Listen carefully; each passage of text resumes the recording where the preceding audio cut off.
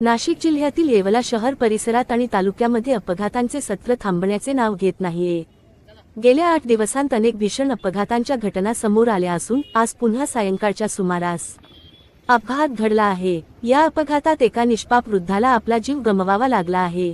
प्राथमिक माहितीनुसार आज दुपारच्या सुमारास येवला शहरातील हॉटेल आसरा समोर ही घटना घडली।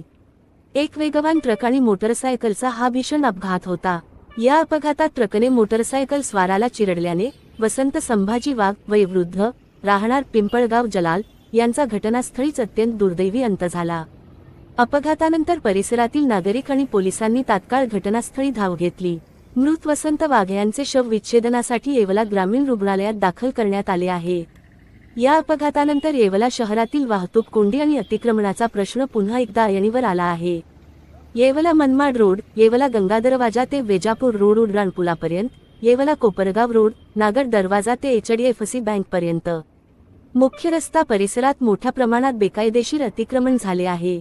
तसेच रस्त्याच्या कडेला लावल्या जाणाऱ्या मोठ्या लोडिंग गाड्या, ट्रक्स आणि JCB यांच्या अतिक्रमणामुळे चालकांना रस्ता अंदाज येत नाही।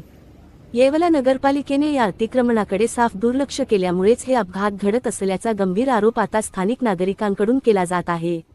नगरपालिकेने तात्काळ हे अतिक्रमण हटवावे अशी तीव्र मागणी आता जनतेतून होत आहे।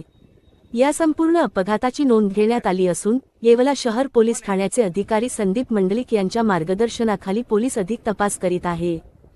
हद्दीत आसरा हॉटेल समोर एक 2 व्हीलर आणि कंटेनरचा अपघात झाला होता। त्यामध्ये एक इसम जखमी असल्याची माहिती मिळाल्याने आम्ही तात्काळ घटनास्थळी हजर झालो। तसेच ॲम्ब्युलन्सच्या मार्फतीने जखमींना उपचारासाठी आम्ही हॉस्पिटलला ॲडमिट केलेलं आहे। पुढील तपास आम्ही करत आहोत। याद्वारे मी नागरिकांना तसेच ज्यांनी अतिक्रमण केलेले आहे अशा सर्व दुकानदारांना आवाहन करतो की त्यांनी आपलं जे अतिक्रमण केलेलं आहे ते तात्काळ काढून घ्या। आम्ही प्रशासकीय कारवाई नगरपालिका तसेच पोलीस प्रशासन पुढील 2-3 दिवसामध्ये सर्व प्रशासकीय कारवाई करून अतिक्रमण काढणार आहे।